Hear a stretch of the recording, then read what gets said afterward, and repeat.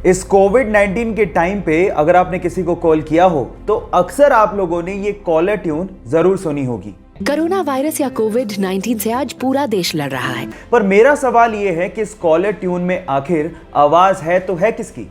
Don't worry, मैं आपको बताता हूँ।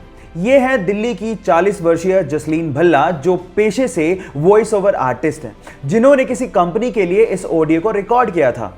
लेकिन इतनी सुरीली आवाज होने की वजह से नॉर्थ इंडिया के हर फोन के लिए इस कॉलर ट्यून को यूज किया जाने लगा। क्या इसके पहले तक इफेक्ट आप जानते थे? और अगर नहीं जानते थे तो चैट सेक्शन में लिखना मत भूलिएगा।